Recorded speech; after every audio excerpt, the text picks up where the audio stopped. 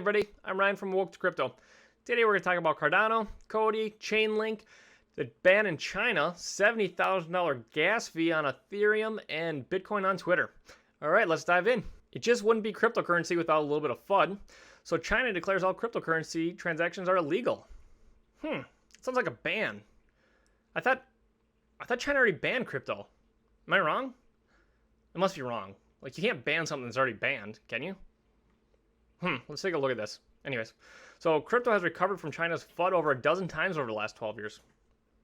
Oh, so this has happened before? That's weird. Anyways, so, it has happened before. So China banned them back in 2009. Well, that's weird. Then they banned them again in 2013.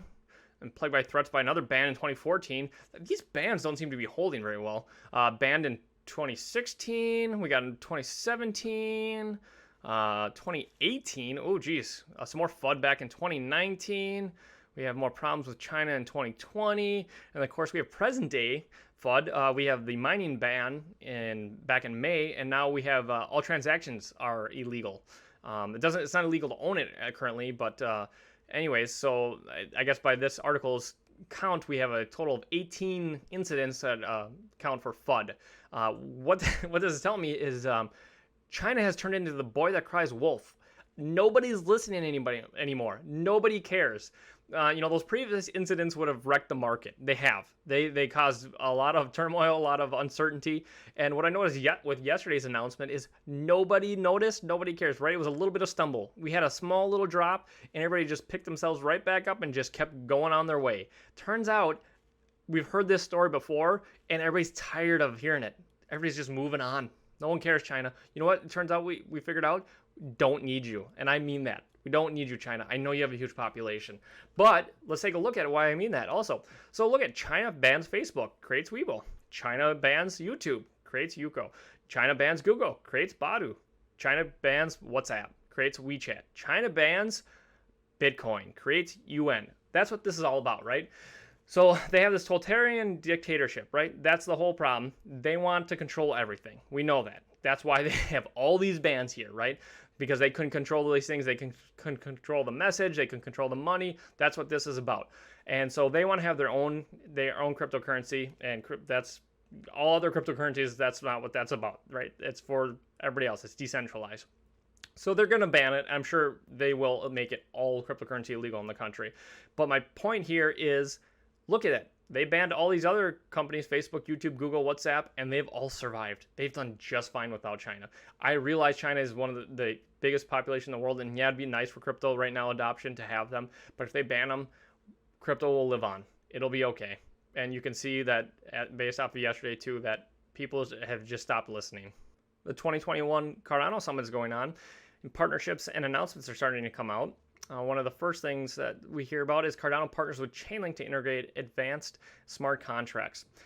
So Chainlink is the largest oracle in the crypto space. You've got Cardano being a smart contract platform along with the likes of Ethereum, Harmony, Polkadot, Solana, all the ones out there, right? And so all these smart contract platforms, what they can't do is they can't bring real world data to them. And this data is often needed to execute these smart contracts. And so what's needed is a third party in between. And that's what an oracle is. It's a trusted bridge that brings this data from the real world to these closed ecosystems. Think of these platforms, these blockchains as essentially a closed ecosystem where they're executing these smart contracts. And so an example of this, let's take a look. They give you good examples here, but like one of the most common examples is DeFi, right? So if you want price feeds and you want price of the crypto rates of current tokens and things like that, you would need an oracle to let you know the prices. That's what Chainlink does. They have price feeds to let you know all that, so that can be brought to let you know current prices on smart contracts. Or, for example, we have here election results or sports statistics. If there's something that's being executed for smart contracts on bets, or even weather data for insurance purposes. All that information is information that's in the real world that it isn't known and contained on the blockchain. That's out in the real world. Oracles do that. They provide that. They go and grab it in the real world. They bring it to the blockchain so it can be processed and be used on the smart contracts. So this is a big deal. Cardano, one of the emerging largest by cap smart contract platforms, is now pairing with the largest oracle in all of crypto. We have news coming out about Cardano's emerging DeFi and payments ecosystem. So we've got Cardano's DeFi ecosystem receives first fiat on-ramp with stablecoins. This news revolves around the Cody network. So Cody is a crypto payments platform, and they partner with Cardano, which is a stablecoin platform. And this actually is kind of a three-prong attack because it also deals with AdaPay. So we'll kind of look at how the three of them work all together on Cardano. And so the first thing we'll take a look at is Cody. As I said, it is a payments platform. You can essentially look at this as a blockchain version of PayPal. They're actually they're a blockchain. They're a multi-dag. We won't kind of dive into what multi-dag is, but it's essentially a version of blockchain here. And they are what they can do is what makes them so valuable is they claim they can do up to 100,000 transactions per second. Okay, so they have the infrastructure to process all these payments. Okay. And so that's what Cody does. And then what we also have is Cody partnered with Cardano, IOHK technically, but to build AdaPay. And so what AdaPay does is this project enables seamless ADA to fiat transactions to be made. So what this means is if I go to a store and I want to go buy a shirt, I can take my ADA that's in a crypto wallet, I buy that shirt, and that store vendor, AdaPay converts my ADA into US dollars or euro or whatever that store owner takes. AdaPay converts that, and the Cody network processes that on their infrastructure. Okay, so that's the first two prongs of that attack. The third prong of this is now what Cardano does is, let's say I don't want to get rid of my ADA because I love ADA because I think it's extremely valuable and it's going to keep going up in price, so I want to hodl it. Well, Cardano gives me another option if I still want to use crypto though. So Cardano will bring decentralized stablecoin payments to AdaPay. So I can still use AdaPay, I can still go to that store, I can still buy that shirt, and the Cody infrastructure, the payment processing will still be done, but instead of using actual ADA to buy it, I can use a stablecoin.